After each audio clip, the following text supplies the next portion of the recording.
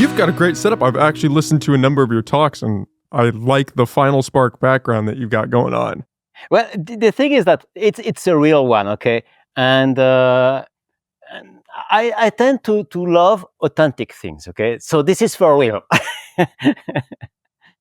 I'm the same way. I have curtains. You can't see them because they're for the guests that we would be recording in studio, but they're a red curtain. And one of the most frequent comments I get from people is, are the curtains real? It's like, yeah, it's not a green screen. It's an actual background. This is all real. Yes, I guess it matters a little bit. Yeah, subconsciously. Yeah, maybe more for us than the people listening to us, right? Maybe, yes. So is that kind of an aspect of your current role, is that you're doing a lot of outreach? Because I have seen a number of different podcasts that you've been on over the past few months. Yes, absolutely. My role initially was purely scientific, and it's still scientific. But I'm also in charge of raising money. So that means talking about what we are doing, trying to reach the maximum number of people. And we are already 7 investors who contacted us thanks to this. So I guess it's useful. I'm going to make my first live TV show in 2 weeks. So I'm very, very, very impressed. I was saying, I don't want to do this. This is going to be horribly stressing. And then I realized that I have to do it. There is no way around. If I want to find some funding, I have to speak. And I have to go at these locations where I don't feel at ease. I have to do it. Well, that's got to be challenging for you, where your background is mainly a scientific one, where you are just, you're working in the lab, and now all of a sudden you're the guy in front of the camera working to fundraise. Yeah. That's always the problem when you're high tech like this. You are expected to do 2 things which have nothing in common. I think that's a lot of life, right? You just get thrust into these roles, and then it's sink or swim. You have to figure it out.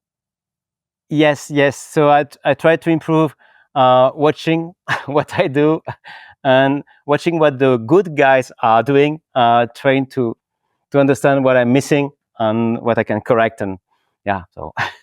But pulling in 7 investors from this, I mean, that's a pretty significant jump. Well, these people have not invested yet, okay? They're talking with us. Big difference, right?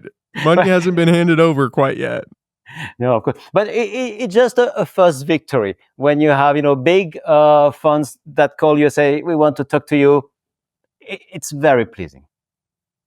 Was that, I mean, it must be a kind of wall that you currently are hitting up against, is the idea you have to constantly have an inflow of cash to do the level of research that you guys are doing and work with the equipment that you have. Yes, but on this we are very happy because this is not our first company, but our second company. I say us because we are 2 co-founders here. And I co-founded with Dr. Kutter another company 23 years ago. And this company is doing great. And we own it 100%. So we use the profit of this company to fuel FinalSpark. That helps, right? Yes. And this is, for people that aren't aware, this is Vision, right? Yes. You've done your homework. Yeah, I thought it was really fascinating that you and Dr. Kutter had started that together and had also started this one in 2014 together. Yes. Because we wanted to do something more disruptive, something incredible. And FinalSpark is about doing something incredible for sure. Yeah, I think that's to say it lightly, right? For people that aren't aware, can you kind of just give me a broad overview? What is FinalSpark? So FinalSpark is a company that tries to create the first bioprocessor. That means a processor where information is processed not using transistors, but using living neurons. And it was kind of in digging for this podcast and doing a little bit of background research, I had first come across the term of wetware computing, which is right up your guys' alley. Can you kind of give a broad overview of that? Yeah, but this is a wetware computer, basically is running bioprocessors, okay? And at this point, there is the question of which words to use. And there are many words. There is also organoid intelligence. Okay, so you have artificial intelligence and organoid intelligence. And wetware computers or biocomputers are all mean the same thing. When you consider that a neuron by itself is a small computing machine, and maybe we can use the processing power of many of these neurons connected together to perform some task. How did you come up with the idea, the two of you? Because you think about it at face value, the idea that we're going to use neurons. We're essentially going to build a very small scale human brain and we're going to perform computations on that rather than the typical silicon chips that most people think of when they're using their computer. Well, I think that's the right question, because this is the only idea. This is the only thing new, okay, is to dare to think about this possibility. And how we came about it is just in 2014, when we started FinalSpark, we wanted to revolutionize the way people are doing AI. We wanted to go to the next step. So use tools which have never been used before, but only digital, because I've done a PhD in digital processing.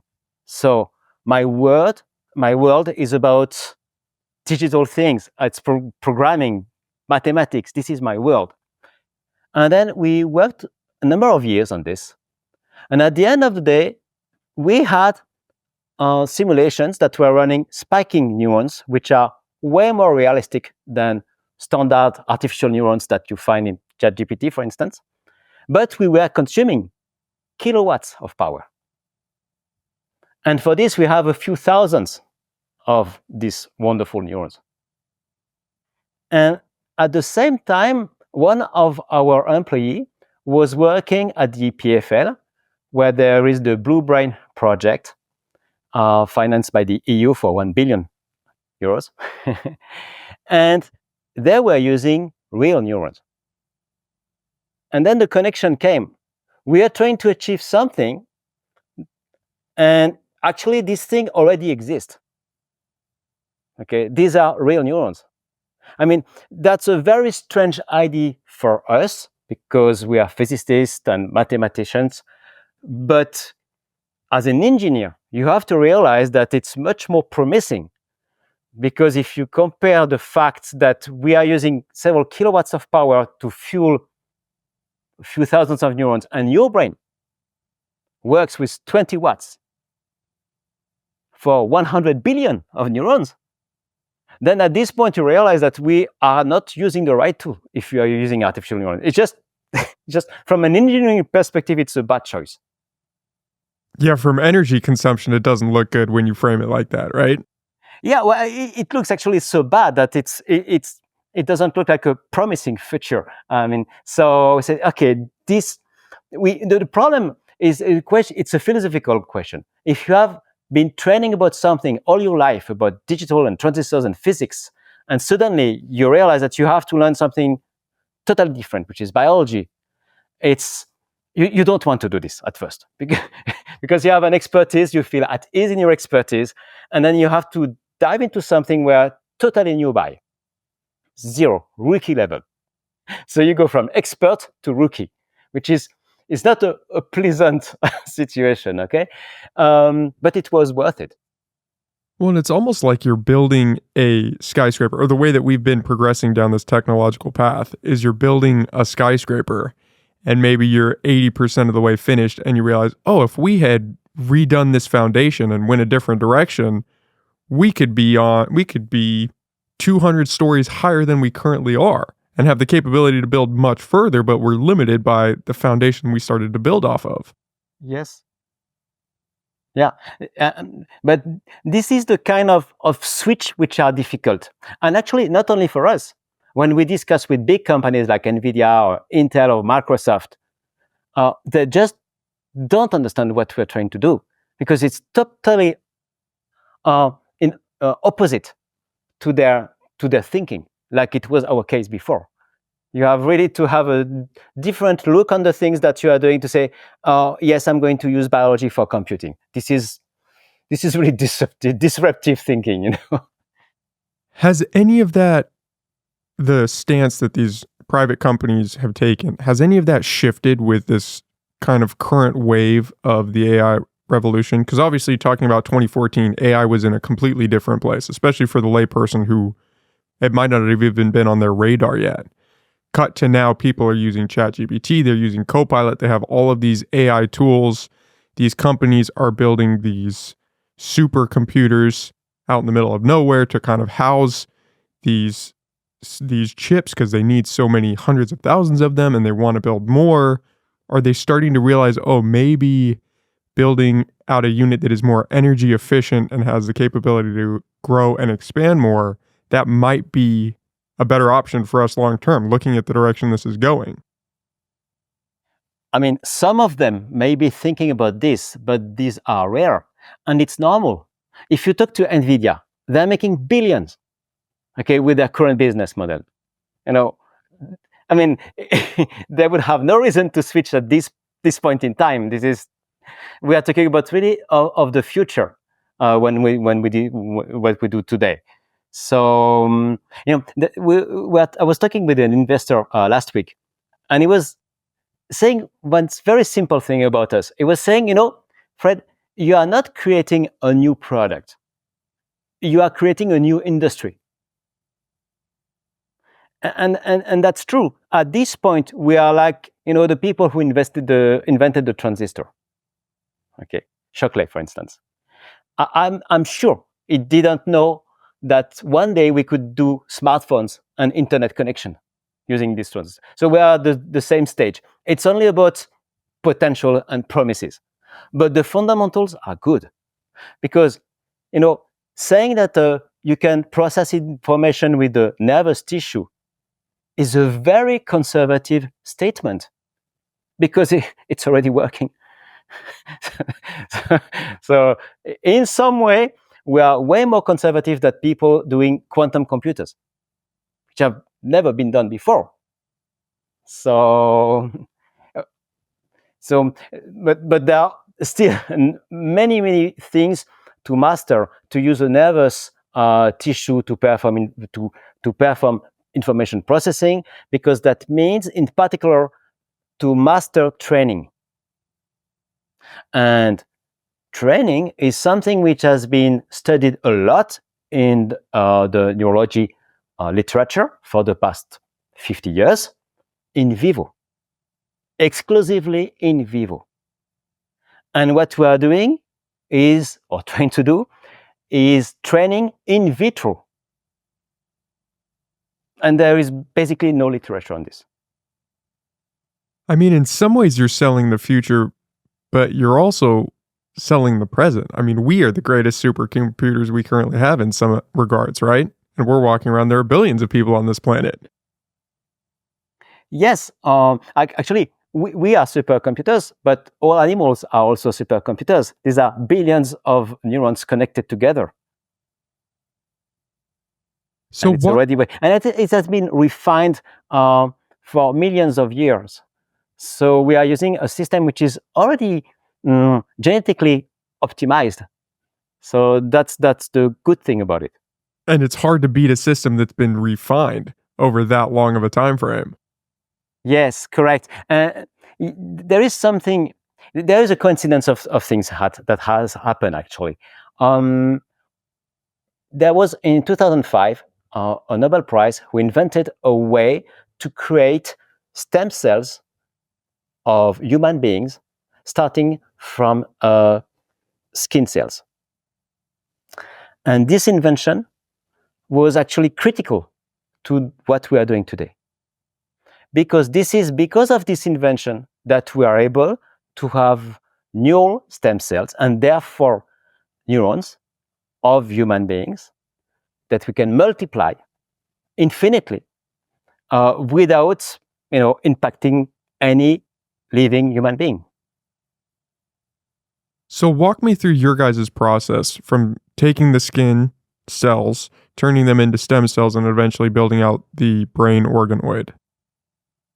So there are protocols for this, okay? So we don't start with the skin cells, okay? so the cells which have this feature of being stem cell, so-called induced pluripotent stem cells. They are created using special protocols from the skin cells. We don't do this step, or we don't do it yet. So we start with the stem cells, and here there are special protocols when you are going to put your cells in liquid medium, and you are going to add some specific molecules at the right time in the course of several weeks.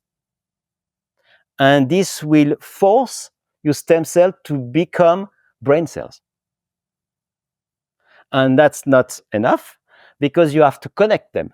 So we have other protocols so that these neurons floating will connect and create small balls. And these are these small balls which are brain organoids that are our processor. And so, with these brain organoids, you're only working with about 10,000 neurons currently? Yes. What is the decision to stop there? Because I'm assuming that you could build out more if you wanted to. So, yes, regarding the number of neurons, basically we have to stop the protocol not to have too many neurons. Okay, so it's a very strange situation. You know, when you make a microprocessor, it's not a situation when the transistor would pop up spontaneously here and there. So it's a manufacturing process which is very, very unusual for a physicist. But the main reason why we stop at this point is it's about vascularization. If you make a ball of, let's say, 3-4 millimeter full of neurons, the nutrients are not able to penetrate inside. And you start to have death, necrosis at the center. So we will need to solve this problem when we will want to scale up above 500 microns. Are you guys at that point where you want to scale up, or you're still understanding the current dynamic at play with 10,000 neurons? Yeah, at this point, we're happy with 10,000. Okay, we just want to master training. And for this, it's okay. We have thousands of brain organoids here, just sitting there just below me. And the lab is below. And we have a very quick process. When some brain organoids die, no problem. We replace them 10 minutes. And again, we can communicate with them. So stability is essential when you work in biology. You want things that work 24/7 always. And there are many things that can go wrong. To put it lightly. But of course, our plans are to scale up. As soon as we start to master training of those neurons, we will scale up. What is the time frame from when you're first working with the cells to when you have a fully functioning brain organoid? So today, I would say typically 3 months. 3 months. 3 months Yeah. to grow them, essentially, and they last for roughly 3 months. Yeah. Okay. Well, now let me put this in perspective. Actually, when we create brain organoids, okay, we are going to have them floating in a liquid medium, okay, in an orbital shaker like this.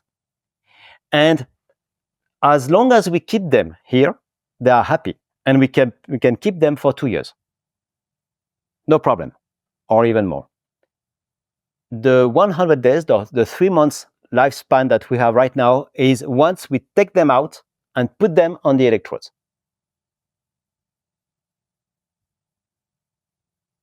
So the fact we have to communicate with them. So that means you have to make physical contact with them.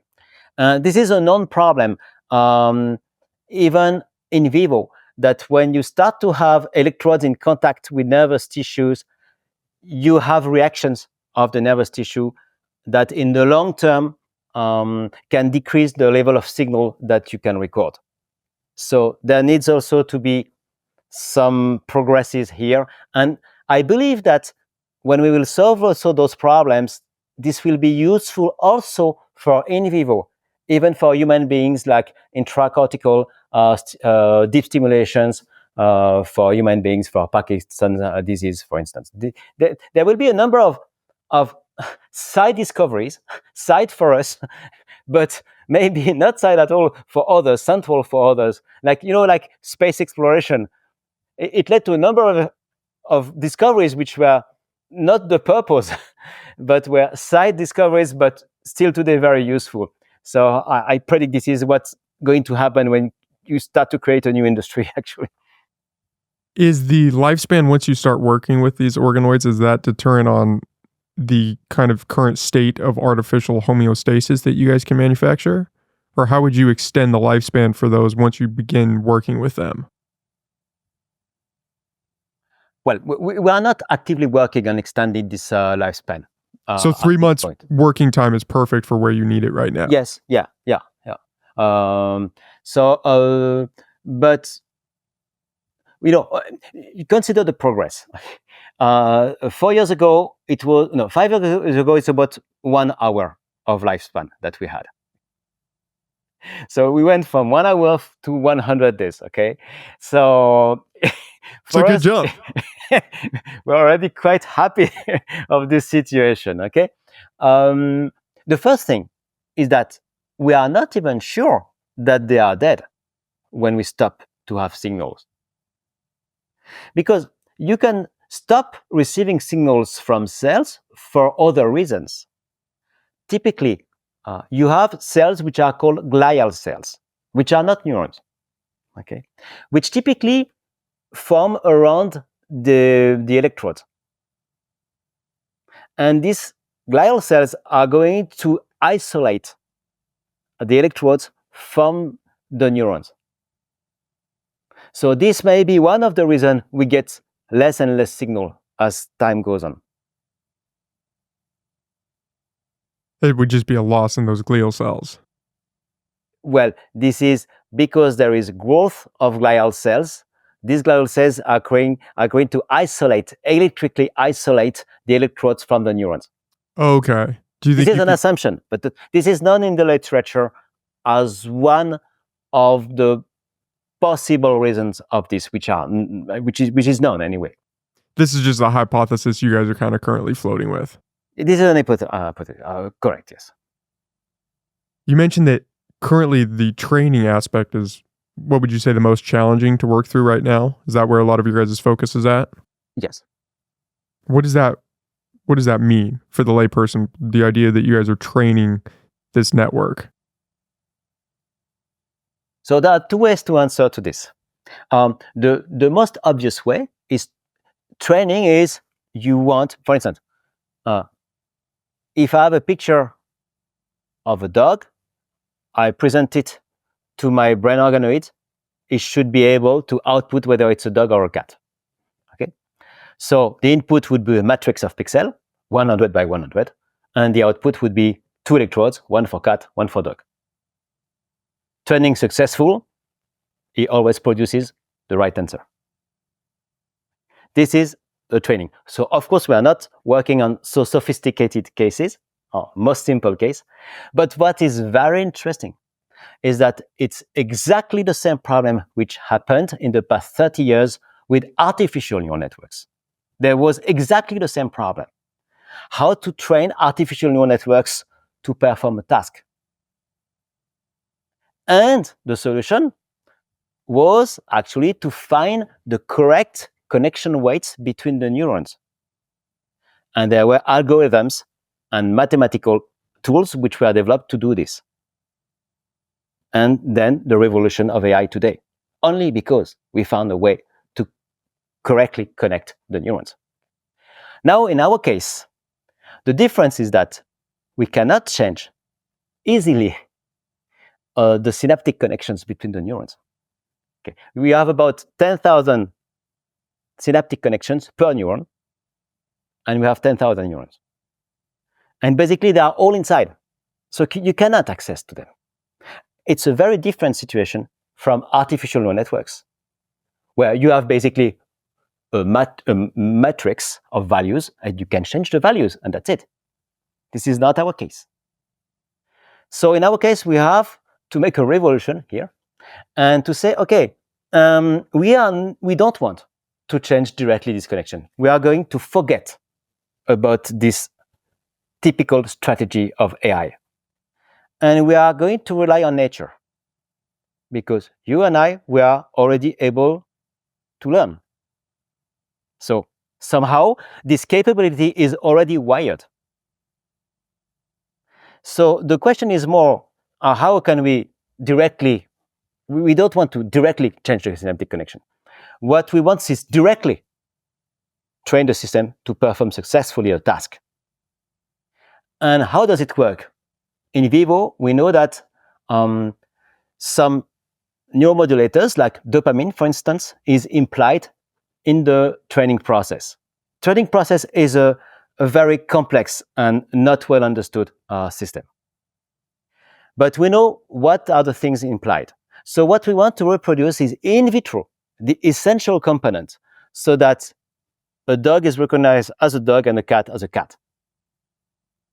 And so are you guys currently using dopamine? I was reading a little bit about this, the dopamine aspect. Are you guys currently using that as a sort of reinforcement for the correct answer? Or how does that come into play? Yes, absolutely. This is what we use currently as a reward mechanism in the training process. So when you do this, this is very, I would say, economical in the sense that you don't need to care about all these synaptic connections. Actually, what was a problem before, how to access to all the synaptic connections, just disappears.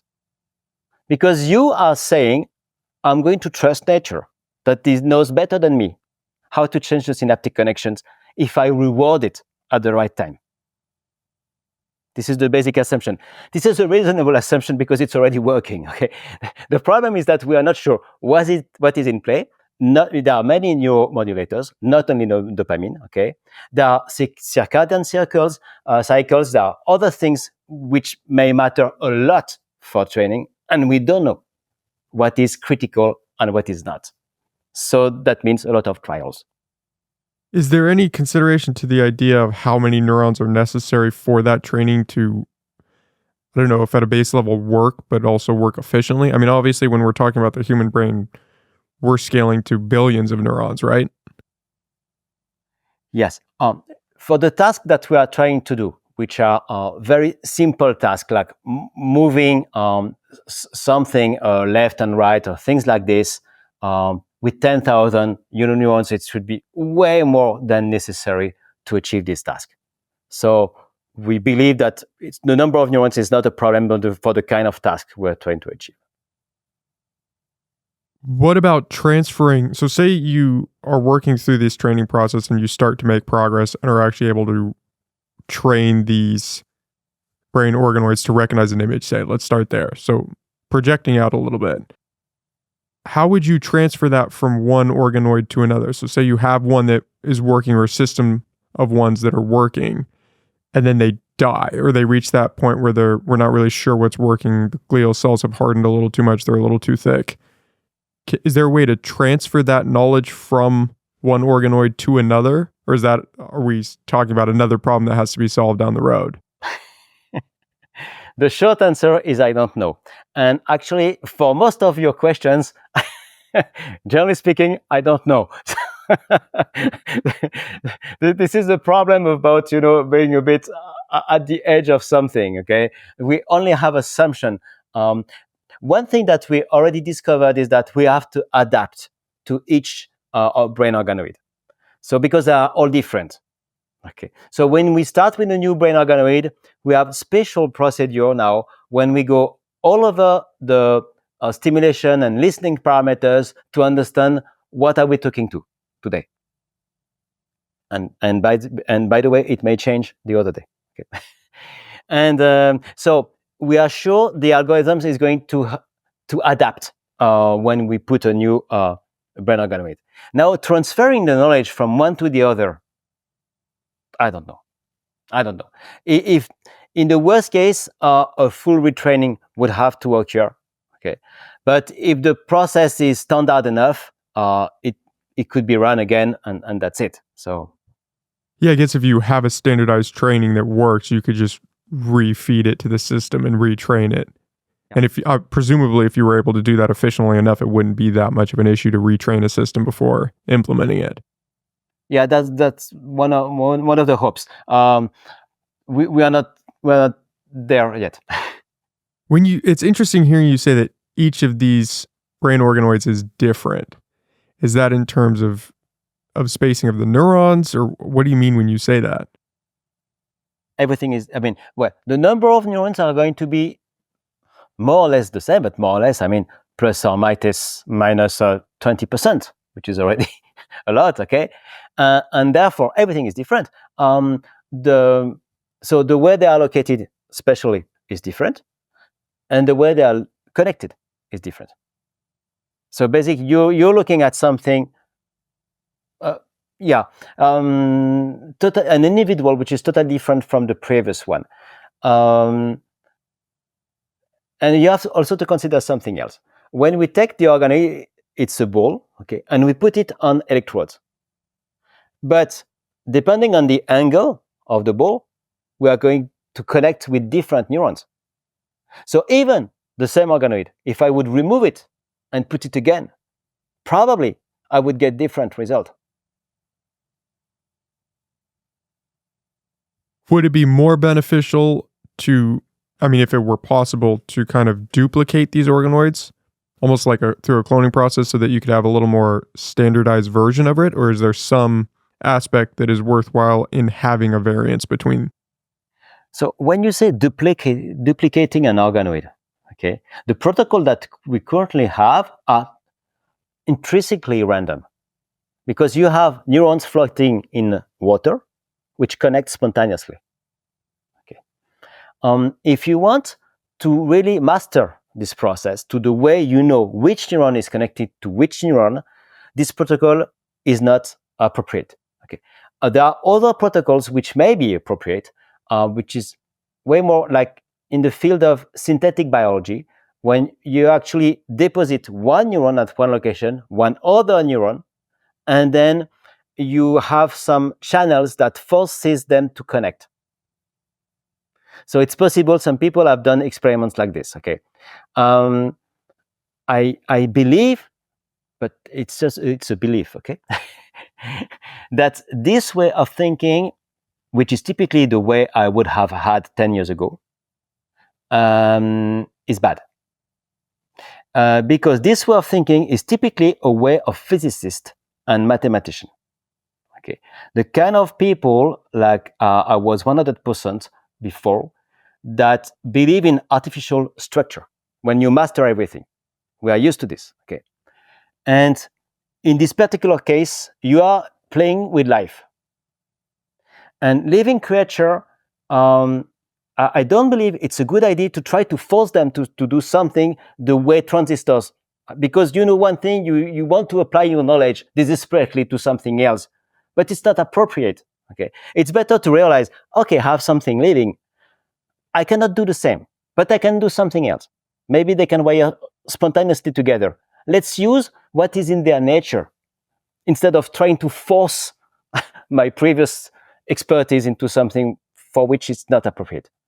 Yeah, trying to make it fit into this box that you're already bringing to the table. Yeah, and this is something that intuitively people want to do, and this is the challenge of this field, because we are connecting between fields which have nothing in common. Okay, and people who are not usually talking together. And this is also what is very interesting, by the way. Because then at the intersection of two fields that normally do not communicate, often there is innovation. So this is where we lie. And that's what happens when you work with an emerging field, right? You kind of have to start figuring things out as you go. There's no roadmap for you to follow. No. I would imagine that makes it more challenging, though, working with a randomized structure like that, because each one is an entirely new thing. Yes, it's correct. Now, imagine a collection of mosquitoes, of rats. They're able to learn things. They are all different, but they're all able to learn the same things, or being able to behave in a maze. So it's possible that structural systems, which are all different, are all able to achieve the same thing successfully. it's a different way of thinking. Of course, it's not the same software with the same hardware. Okay, it's a different software with a different hardware each time. Okay, so it's less industrial, but it does the job very well also. What was the choice to use human cells for this? Why not do a rat cell or some other cell from a different animal? Yeah. So here, it's about opportunities. We were thinking, if we discover, imagine tomorrow we discover a way to avoid the creation of glial cells around electrodes, because we need this for us. Okay. This has a lot of values for others also, but it has some values only if these are human neuron cells, because Parkinson's disease is for human beings. Okay, and when you create a company, you try to maximize. You are always surprised by the applications. This is what I learned with the first company I built. Okay, sometimes we have a very clear path, and you are surprised that there are side applications which are way more successful what you thought. So we have to maximize the opportunities, the future opportunities. Therefore, the choice of using human neurons enhances the number of potentialities. And by you guys you were thinking about that at the time when you made the decision. Obviously, because you had the other company, you were aware of these kind of fringe routes that could also be applicable based on the research. Yes. Yeah. Of course, there is also this question that, the Blue Brain project was 1 billion euros invested partly at the EPFL, so 30 kilometers from where I stand, on human neurons. So there is a full knowledge in the neighborhood here around human neurons. So there is also some strategic decision and just some luck of being there. Well, it also would be the gold standard, right? If you started with brain cells and we're building them out from rat cells, it would almost be inevitable that you would have to go to human cells eventually, or would want to change in that direction. So rather than start at point A and have to work to Z and then start over, you're starting at A with human cells. Yes, because there was an obvious, very, very, very superficial statement, which was to say, well, the best nervous tissue able to process information as we know it are made from human neurons. It's the best processor of information as we know it. So always trying to be conservative, let's take the best. So you had mentioned that these are living organisms.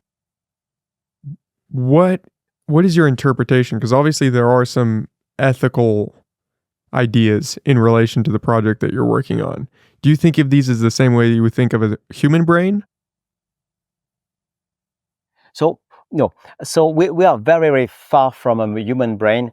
If you talk about the number of neurons first, you would say a larva of a fly, of a mosquito, is about the same number of neurons that we have. Okay, and we don't have all the structure of a brain, so we are very far from it.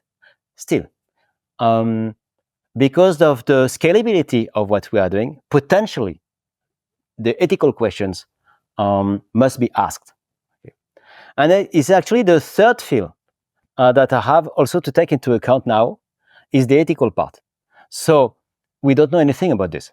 We are just scientists. Okay. So we started to have discussions with academics in this field, and saying, guys, here, this is new. What do you think about it? Can you start some thinking about what would be the consequences, or how do we position ourselves as human beings if we consider that a neuron is a small machine? Can it be used? What would be the limit?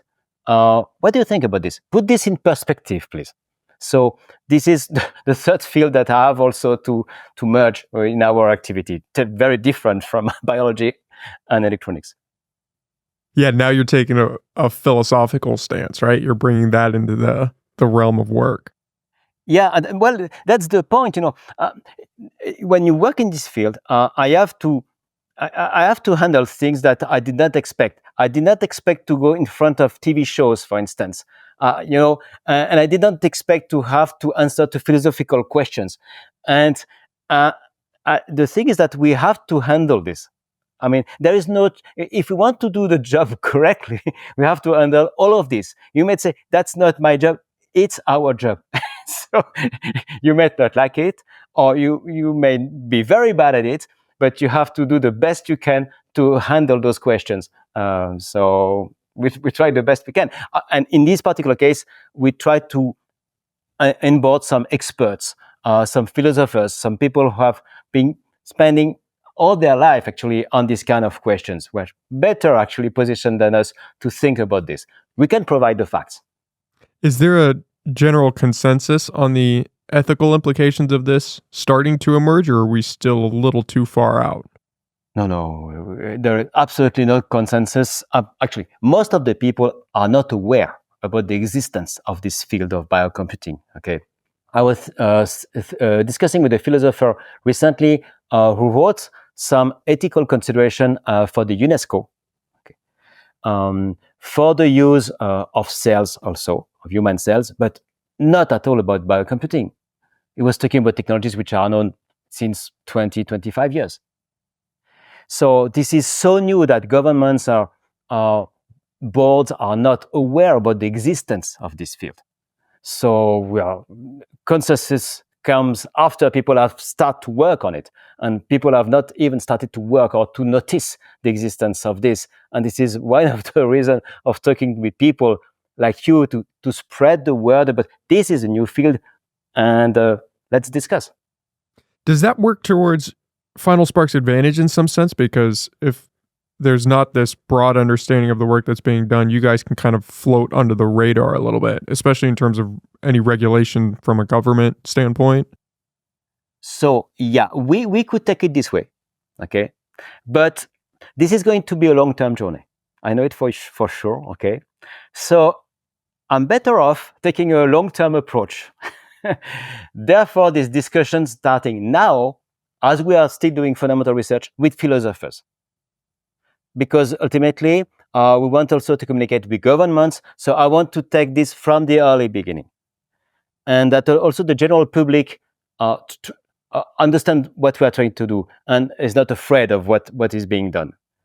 Because people are more and more frightened by progresses and technological advances. So I think for the long term, it's better than to bet on being under the radar.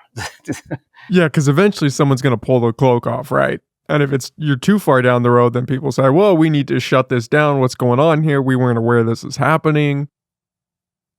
Yes, and I can see, if you go online, you just Google about FinalSpark, that so many people who started to talk about us. Okay, so this is also at this point we realize it's good that we handle this seriously on the ethical part, so that we show that we are not the people who know, okay, but we are open to discuss. We have the same questions as the people questioning, actually. So we are on the side of the people asking, what is this frontier? What does it tell us about us? What is your stance currently on the ethical implications? At this point, it's a mosquito, so there is nothing at this point, okay? In the future, well, first, I don't know how much my opinion matters, because I mean, I'm just a scientist and I have little added value on this. I can tell you, the intensity of current to get a response for sure.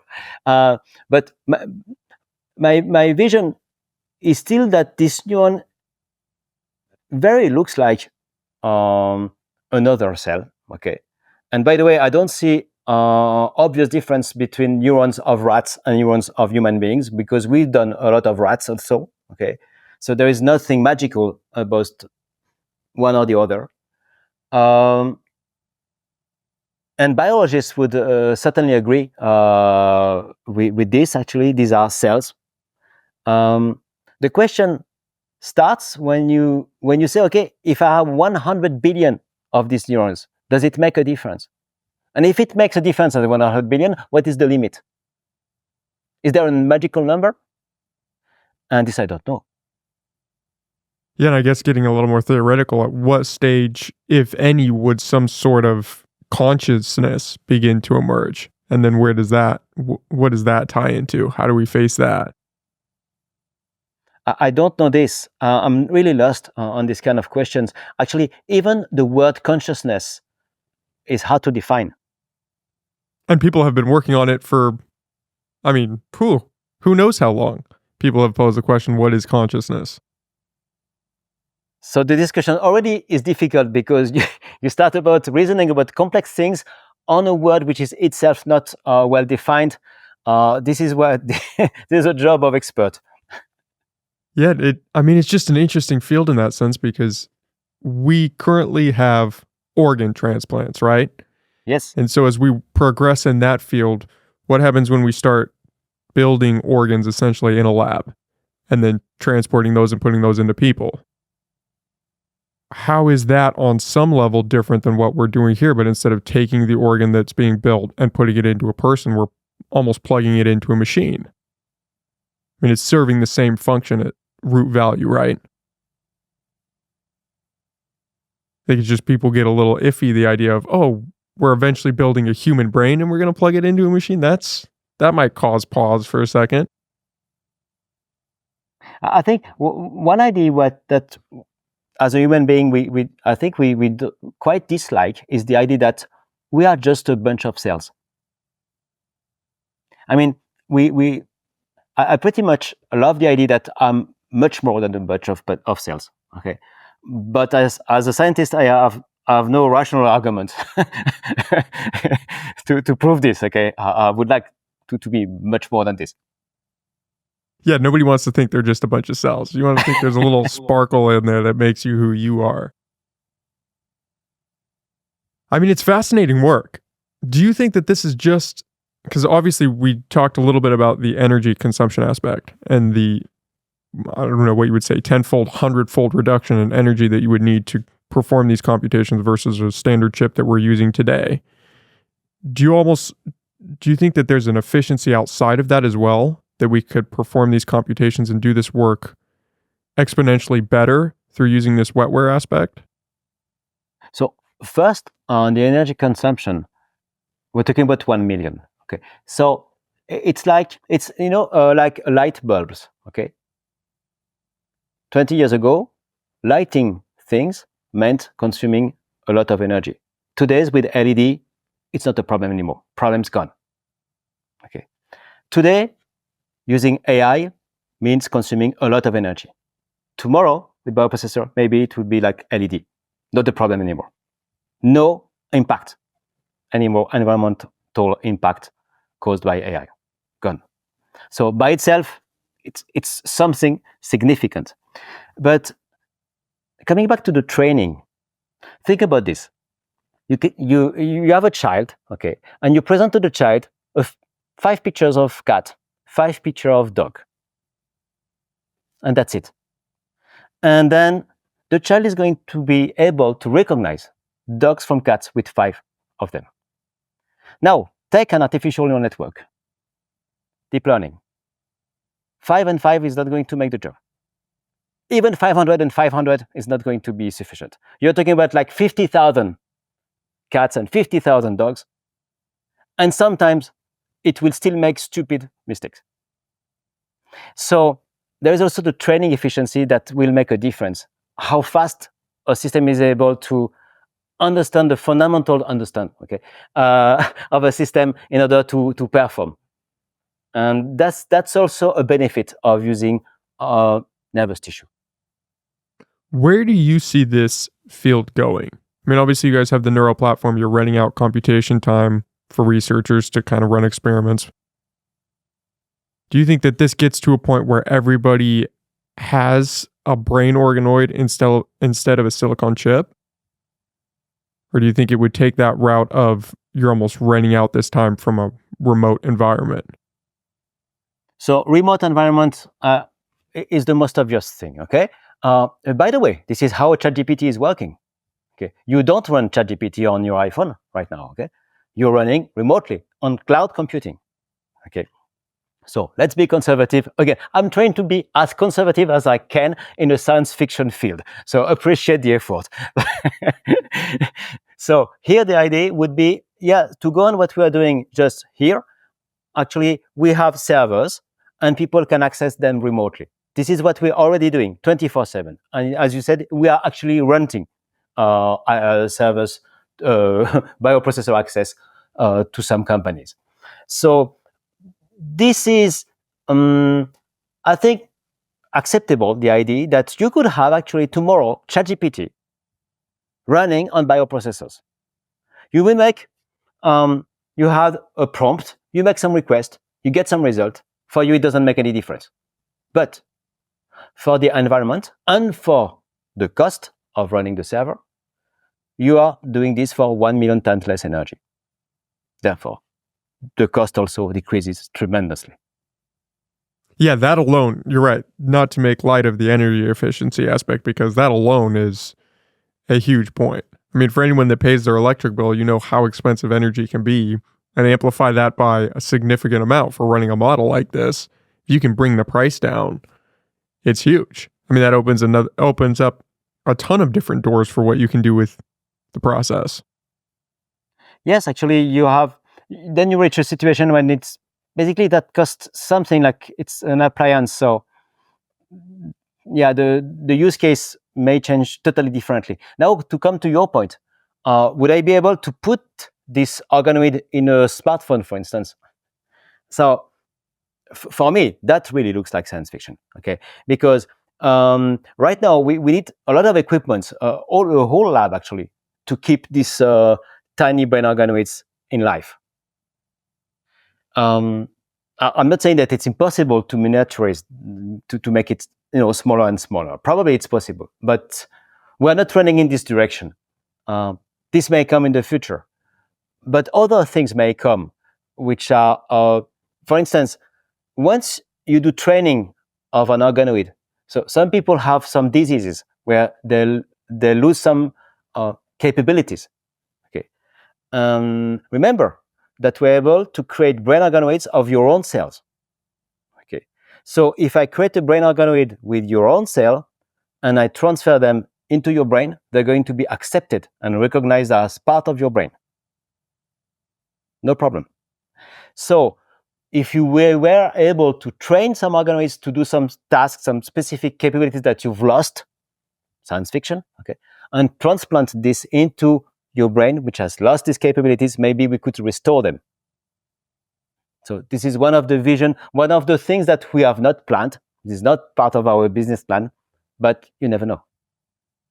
Yeah, you never know, right? Are you guys implementing any artificial intelligence in the work that you're doing to help with either the building of these brain organoids or maintaining the stability of it? Is any of that in use currently? Yes, AI is used a lot in our case. Okay, fundamentally for two things: you have input and you have output from the neurons. Okay, to the brain organoids. The problem is how you talk to them and how you listen what they say. And for these two tasks, we can use artificial neural networks. So then it becomes funny, okay? Because usually you translate a request using artificial neural networks, and then you send it to the brain organoid, which is made of biological neural networks, which is going to answer, and you are going to interpret the answer using another set of artificial neural networks. So it gets a bit abstract, but it's this is one of the way that we're using actually to interact with brain organoids. Yes. That's funny because it's almost the reversed way that everyone else is using it, right? You are the biological neural network interfacing with the artificial one, and now you're using an artificial one to interface backwards with the biological one. Yes, yeah. That's very funny, actually. That doing these things all around, but this is why we have actually to innovate every day here, because. But what is fantastic in this field is that we already have the tools. We have TensorFlow, we have PyTorch, it's already available, we can use it very, very quickly, but it's not enough. It's not all. We have also electrophysiology. We have 30 years of background in electrophysiology available. All the suppliers, we can buy systems with electrodes to interact with neurons. This is already existing. It was not done for biocomputing. It was done for something else, but we can use it. So the tools are there. What we are doing now is that we're playing with these tools to do our purpose. And the interesting thing is that so far, we didn't have to develop any radically new technology. We just have to assemble existing technologies. Which in some cases can be harder, right, than developing a new tool. Yes, yes, you're right. Yeah, understanding how Mother Nature works and how evolution has played into all of that can be a bit of a challenge, I would imagine. Yeah, well, we have a special relationship with the word understanding. Okay, this is a relationship that I personally developed on the first company where we are doing imaging industrial systems. And there are some algorithms that we developed that we didn't really understand why it was working so well. And then we practiced this way as an engineer to know that in some case you can try some mathematical solutions or algorithms which outperform what you understood, but it does the job better. And it's okay, because our goal here as a company is to make things work. Understanding all the details is a very important thing, but is secondary for us. What made you want to tackle this problem? Because presumably Outvision is doing pretty well, at least well enough to help kind of fund this endeavor. Why pivot off of that? Why not just stick with Outvision? Because it's not ambitious enough. Outvision is about solving a specific problem, which is the detection of counterfeits and fake products using a smartphone, using the camera of a smartphone. And it does this job pretty well on about 30 billion of products per year. Good. So it's about technology we quite know in the other company. But for 1 minute, consider the Earth, okay? Take a step back, 100 million kilometers from Earth. You see the Earth, okay? How much does it matter that I'm able to detect counterfeits from genuine products? It doesn't matter a lot, okay, from 100 million kilometers. However, creating a new way to compute, a hybrid way to process information for 100 million kilometers from Earth, that does make sense. That is important. And now, Martin and I, we love to make things that make sense from 100 million kilometers from Earth. That's a good stance to take. That's how you kind of start to propel. I mean, that line of thinking is what propels humanity forward in a lot of ways. I guess so. Well, Fred, I appreciate you taking the time to sit down and chat with me. That's a pleasure. You know, it's always a pleasure. I love to discuss about this. Always new questions, and which I don't know how to answer, but try my best. No, you did great. I mean, I hadn't really been aware of FinalSpark or the work that you guys were doing prior to coming across the company and reaching out to set this up. But I think it is just a fascinating field of research. And I mean, everyone I talked to about doing this conversation, were just dumbfounded, couldn't believe that we were doing this currently, and we're already extrapolating, okay, where does this lead in 10 years? What are we going to be able to do? What does that look like? But you know, but what is incredible is that there are 3 companies in the world. There are 3. We're one of the 3. They are all small, like us. How come, with all the billions of all the big companies, there are not other research labs which came out with the same field of research? This I don't understand. Okay, that, you know, we have to be in the situations, in the incredible coincidence situation, when we are made the first company that makes enough money so that we can fuel another one. This is extremely rare. So the founders are ready to, and this is a mystery for me. and I just saw just before coming here, there are a lot of people starting to discuss on Hacker News about 30 minutes ago about us. So I guess at some point I will have to launch a number of replies to this. Also, people asking how this company, how does it work, and things that I'm telling to you, I have to tell it again to other people everywhere, actually. Well, I think that's a good aspect of getting your guys' message out there, is people can start to, like you said, realize what the company is doing, what you guys are all about, this emerging field. Yes. I think I have to stop now because I have another meeting starting with an investor. Okay, yeah, I don't want to interrupt that. Do you want to tell people where they can go to learn more about FinalSpark if they're interested, some resources? FinalSpark.com is the perfect location.